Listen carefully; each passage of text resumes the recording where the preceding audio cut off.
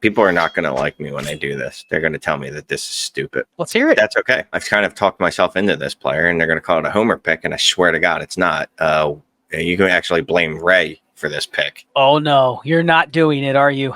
Oh, yeah, I am. Will Shipley. I can't take him in the second round, but the third round, I'm going to get my guy. So the psychology of that 3 in front of the pick makes you feel better? Right. I didn't spend the second round pick on. I got Will Shipley in the third. I got him in the third. What third? Doesn't matter. Got him in the third. Why Will Shipley? Sell the people on why Will Shipley. So I was Ray mentioned it the other night when we were doing the stream. So take a look at what the Cowboys did in 2022, and it was basically an even split. Now I'm not saying, obviously, Will Shipley's not going to have an even split with Saquon Barkley in year one. That is not going to happen. It's not even in the realm of possibility. But I said, all right, let me go look at Tony Pollard's years prior to that. And it slowly built to that. You know, he had a couple, I think, like high 30% work shares, opportunity shares in those offense. The Eagles offense is going to be elite. Will Shipley is going to get work. What that work looks like in his rookie season, I don't know. It might be somewhere in the neighborhood of 8 to 10 touches, but I'm guessing that Will Shipley gets a lot more work as time goes on in the Eagles offense, and not this year specifically, next year and the year after that. I'm kind of excited to see what Will Shipley can be in that offense. He's definitely in a spot where, Saquon gets hurt again, or, he's on his way out after this. He's not going to be there only 1 year because of his contract, but I can see the upward movement where people would go in a year from now. I could see Will Shipley being somebody that's trended upwards. I'm going to go, you know what? I'm going to stick to my word. I said I'm going to take Ben Sinnott if he comes back around. So I'm going to take Ben Sinnott only because I think he would come off the board in a 175. He would be gone. So we'll go Ben Sinnott 302. Oh, wait, remember it's Ben Sinnott. We were correct. Ben Sinnott, Ben Sinnott. Doesn't matter. So he's gone at 302. I thought you were going to go Jaylen Wright, but I'm going to take Jaylen Wright at 303. It's a weird spot because it does feel like you almost have to pick your lane between, do you like Mostert still? Do you like Javon Achane? Do you like Jaylen Wright? Does Miami care? Miami's goal is to have 2 of them available at all times. They don't care which one. This hurts Achane a little bit. The Achane, it's hard for me to say Achane is clearly RB4. Now, I'd like to hear your thoughts on that because I know you were very high on Achane, but this hurts him a little bit because it's not that he's not the best running back on Miami. He still is. I think it speaks to exactly how they want to use Achane, which means it's going to be a little volatile, more so than maybe we were hoping it would be if they didn't take a guy like Jaylen Wright. But I'm going to go him at 303. You get 2 picks. Any thoughts on that? Do you see this as a hindrance to Achane? Does the community, is Achane more available now? Yeah, the community certainly does. Okay. Because it's similar draft capital, right? So they say, well, why can't Jaylen Wright? He's also super fast. So why can't he just be Devon? Achane has fallen to running back 7. Yeah. He's fallen 3 spots or 2 spots. Wow. Go buy him. They love speed. You know that. But Achane is still the same guy that he's going to be, that he was last year. Like, it's not like he needs 20 touches to put up running back 1 weeks. Not even close. Now this 304 and 305. What are you doing? Oh, boy. I'm not a fan of any of these, really. But I like this guy going down Narrative Street again. I think if he does anything well, people are going to really like him. Javon Baker, another just fun quote machine. Like, my dude said some crazy stuff. Sam receives better than me. And he was a target hog in college. And again, that New England offense is wide open. So I know I already took Polk earlier, but at 304, whoever has that pick is going to hedge against him. 305, Spencer Rattler. No. I don't know about taking a 5th round quarterback. Probably not a great idea. Look, it's a super flex. It's a super flex. Shane is straying. He is strayed on this Derek ADP Carr, marriage here. Derek Carr is not particularly good. I still believe it. I don't know. I shouldn't say I believe in the talent of Spencer Rattler. Like, that sounds absurd. But he's a quarterback. I'm going to take him here. If he gets 2 starts, what have we seen in our lives when a quarterback comes up and gets a start? If he gets 1 start and he's good and then gets another start, I can move him for a second. There's no illusion that Spencer Rattler is ever going to be a long-term asset on your roster, but most of these guys that we're drafting here aren't long-term assets on your roster. At least him, if things break right, I can cash out on him. Man, I love Spencer Rattler. Everybody knows that. Look, it's a super idea. flex. I love Spencer Rattler, but you killed the mojo of this draft because I think there's now three. There's three more players that I actually really want. And I thought there was only going to be two because I thought you were going to take one of the three. But 306, I'm going to go Marshon Lloyd. He was a 3rd round pick. Getting him here, the same narratives we told with Will Shipley and with Blake Corum and with Trey Benson. I don't think Marshon Lloyd is as good as those guys, but it doesn't matter. You're getting him here. He's an immediate probable handcuff at some point in the mid-3rd. So you take that, you roster construct, hey, I added a Marshon Lloyd chair for a 3rd. If anything happens, you probably have a window to either use him or sell him. I'll do the same thing. I'll go Ray Davis at 307. Better landing spot than Marshon Lloyd, and I think complements James Cook pretty well. A Buffalo running back that's different than the guy they've had, and the difference meaning people haven't really loved the Buffalo running game for the first 2 years, Shane. It's like a lot of narrative of they've left a lot to be desired with the way they've used James Cook, with the way they've used some of the other guys. So I think he has a lot of opportunity to be somebody that at worst just gives you some touches. At best could be more than he could be the future in Buffalo for a year. Not long term, but like for a year where people go, yeah, he's a little bit different and maybe a little bit more desirable than James Cook next year. So Ray Davis, 307. We have 5 picks left. You have 2. At this point, have you already tried to get out? Yeah, I'm like, does anyone take a want 3rd this? to not pick? Yes, because, and here, give a little fantasy advice, right? Why would we take the future 3rd? Because I can use it in season as opposed to this because you player. don't have to pick somebody. And I don't have to pick anyone. I can kick the can down the road. I just look at all these names and I don't like any of them. Literally, not one of these. I think there's 2 pretty clear picks based on ADP. I'm going to see if you can nail them. There's 2 clear picks not. based on ADP. No, I don't want to. I guess. Look, I'm just going to go Luke McCaffrey first of all. Okay, that was not one of them, but okay. Luke McCaffrey, sell me. Or No, just pass and say I had to pick. I have to pick someone, right? Okay. I don't want you to think I like Luke McCaffrey. That's he has A+ analysis right there. Well, I had to draft a player. You're forcing me to, so I will. How about his name is McCaffrey? Well, that's what I was going to say. If he catches 7 balls in a game, people are going to be going, he's the receiver version of Christian. Exactly. His name already has goodwill in the community for him. It just does. If they use him similar to how Curtis Samuel was used when healthy, he could have some value, and then you immediately flip him. That is a valid reason to draft a guy in the 3rd. Yeah. Like, you trying to sell me why the profile is bad or good? Who gives a shit? The fact that he's named McCaffrey is enough. I just said that. We're good. Move on. Look, everyone in the 3rd round at this point, really, after a certain point in the 2nd round, but everyone in the 3rd round, you're just looking for, like, is there a narrative that makes that I can move this player if something breaks right? Him being McCaffrey, yeah, that's probably as good of a reason as any. I guess I'll take Malachi Corley here. I can't believe it. He's actually still sitting on the board. Correct. I blame me for that because I have gone rogue on a couple picks. So I'll take the hit. Malachi Corley probably. Would you take Corley over Spencer Rattler if you could do it again, or no? No, I'm going to hold Rattler. Again, because if both these guys hit their ceiling, right? Spencer Rattler's ceiling is a backup quarterback who gets some spot starts. Corley's is Deebo Samuel. Haven't you heard?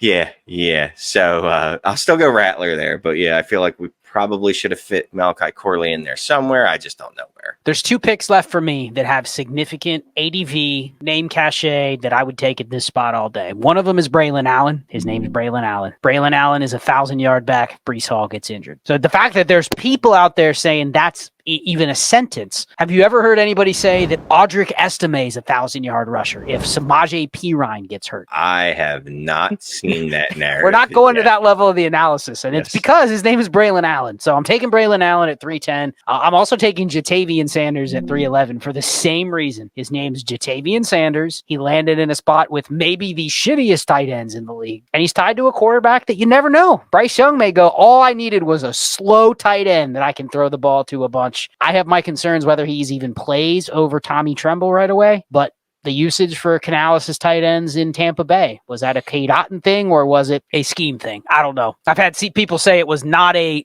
scheme thing. It was just Cade Otton was the only good tight end they had, so they played him a lot. But I think Jatavian is a good pick here in 175. There's a narrative I can tell you. So we are done after one more pick from Shane, the Mannequin Chill, Mr. Irrelevant, first post NFL draft mock draft. But can we pour some out for Jatavian Sanders real quick? There was a time. He was a locked in day 2 pick. Yes. And consensus tight end 2 off the board, Yes. second rounder at worst. Yes. He was a second round tight end. What did he fall to? I don't even care where he fell to. I gave up on him. First pick of day 3, 101. Yeah, that's great. Good for him. And Braelon Allen did break out as a 17-year-old. So there's that. His breakout age is phenomenal. Yeah, he's just phenomenal. Wow. Again, don't really like any of these. Think about it this way. This is the last pick of the draft. Who would you spend 25% of your waiver dollars if they didn't get draft on? No, you're not going to like this at all. That's who you should draft. The player you would bid the most fab on. Unless there's somebody you just want to talk about. There's literally 100% chance I won't put fab on any of these dudes. But I'm just going to take all... No, I'm not. I'm not taking him. I got to draft someone. The fab exercise is a good one because some of these guys do in a 3-round rookie draft. Some of these guys will have significant fab bids. No, yeah, they definitely will. They definitely will. I mean, all kidding aside, I would obviously put money or put fab down on these guys if they're sitting out there. Do you want me to give you some options to see if any click in your brain? How about Isaac Guerendo, Shane? He's very fast. He's on San Francisco. He is very fast. He's only behind, in theory, Christian McCaffrey and Elijah Mitchell, right? I think there's a chance he's being drafted ahead of Elijah Mitchell by some already. Yeah, I mean that's where I'm looking. Is it the guys like him, Bucky Irving? Bucky Irving's another one. Yeah. Who do you prefer, Bucky, for the name? I'm going to go with Bucky. 1, he has a fun name, and he's a very good pass catching back. 2, you heard it. You heard of him before January. Yes. I did not know Isaac Guerendo was an actual person until he ran like a 4.0240 or whatever ridiculous. Yeah, you heard of him before March, I should say. Yeah. Yes. Yeah. Literally never heard of the dude before the 40. As soon as I did, I looked him up, and everyone was like, yes, he's fast, and that's literally all he can do. So, yeah, give me Bucky, Captain America. Oh, no, wait, that's right. He didn't become Captain America. So, the Winter Soldier, I'll take Bucky Irving. So that recaps our draft. I'm going to roll through them very quickly. Caleb Williams, Marvin Harrison, Malik Neighbors, Jaden Daniels, Drake May, JJ McCarthy, Brock Bowers, Roma Dunze, Brian Thomas Jr., Xavier Worthy, Michael Penix, and Bo Nix. Round 2, Jonathan Brooks, Lad McConkey, Keon Coleman, Xavier Leggett, Trey Benson, Ricky Pearsall, Blake Corum, Jalen Polk, A.D. Mitchell, Jermaine Burton, Troy Franklin, and Roman Wilson is round 2. Round 3, Will Shipley, Ben Sinnott, Jalen Wright, Javon Baker, Spencer Rattler, Marshon Lloyd, Ray Davis, Luke McCaffrey, Malachi Corley, Braelon Allen, Justavian Sanders, and the Mr. Irrelevant Bucky Irving. Any names that have not been picked that you would bid some money on waivers? Could I interest you in Theo Johnson for the narrative when Darren Waller retires? Yes. Theo Johnson. The other tight end that I was actually thinking about taking was Eric All. Eric All, I could see the narrative there. Bengals haven't had a good tight end like ever. So if they have a good one, I think people always buy into the shitty ones that they sign. So a rookie there wouldn't be bad. Any more receivers you even want in lineup leagues? You know my feelings on any wide receiver drafted after the 3rd round. Mm-hmm. You might as well not exist to me because there is little to any chance that I'm drafting you. Now, Troy Franklin was 4th round, right? First pick of the 4th round. Troy Franklin, Javon Baker were the top 10 of the 4th, but that was without their landing spots. They could easily be Tez Walker and Jacob Cowling. So if it weren't for the landing spots and just the fun quotes from Javon Baker and he's playing with his college quarterback narrative for Franklin, I wouldn't even think about them. But most wide receivers 4th round and on, I'm not going to even bother with. Running backs, Frank Gore Jr. maybe. I guess got the name at least. Rasheen Ali in Baltimore interest you at all? That's probably. You should always invest in Baltimore running backs. You just never know. You mentioned Estime didn't get picked. He would be another one. Guerendo, same thing. Right. What do you think about these 6th rounders that people have a hard on for? Kamani Vidal. I actually do like Vidal. And if we're being honest, if I didn't completely forget about him right now, I would have taken him over Bucky Irving. But that's probably not a great idea. Probably not, again, based on draft capital, not a great idea. But yeah, I'll throw fab on any running back sitting out there. You already know that. That's our world. I mean, this would have been the 4th. Theo Johnson, Eric All, Tez Walker, Audric Estime, Isaac Guerendo, Kamani Vidal, Dylan Lobb. That's 7 picks in. People are going to laugh, but I will still draft Jordan Travis. You forced me to have a 4th round against my will. Well, it's a guy on waivers that you would probably put more than $1 on. So if we have a fourth, probably should get drafted. A lot of these other guys, I'm like, I'll let them go. If I'm interested in them, I'll let them go because I don't think they'll get any competition really off waivers to pick up. If I just told you, how do you feel about this class in your heart, Shane, compared to what you were feeling 2 weeks ago before we knew what it looked like? What's your feelings? I love the class. Nothing's changed. You know what's changed is a couple quarterbacks have gotten pushed into the first round, which is funny because everyone knew Michael Penix and Bo Nix were getting drafted in the first round of the NFL draft. We didn't know where, but those two, even though they didn't really push anyone up in this draft, they're pushing other people up, or pushing people back, I should say, so that you're in a position where you might be able to get a Rome Odunze at 108, 109 like that. We did not see that coming. I will say that. We didn't see that coming. We didn't see Brock Bowers at 107. But I will say after 109, I'm still kicking picks to the future.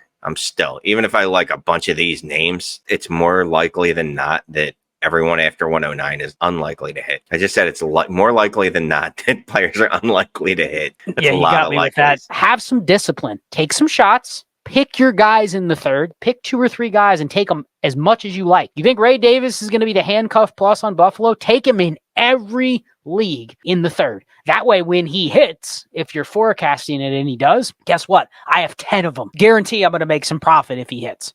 If he doesn't, I wasted 10 picks. But what I don't want to do is get 2 shares of every player in the third. Because then I'm going to go, man, I know I'm going to whiff on 80% of them just by the numbers. But then the 20% that I hit on, I'm going to be unlikely to want to move because I probably drafted them for a certain reason in that league. And I don't want to move the 1 share of Braelon Allen I have when Breece Hall tears his ACL again. So pick your battles, but I think the lasting message is have discipline. You don't need to make all these third-round picks. Let people come up and get these guys. You take the future third for the 307 and don't get greedy. Man, I need more than a future third. No, the value you're getting is, you said it earlier, you don't have to make the pick. You can use it later. That's my key takeaway. So with that, check out everything on the channel. Like, subscribe. Tuesday nights, live stream, 8:30 p.m. Eastern time. If you want to join our community, patreon.com/allgassed or destinationdevi.com. Enjoy the Destination 5 tier on there to get extra content from us in the Discord. So with that, we'll sign off. Mannequin Chill is out.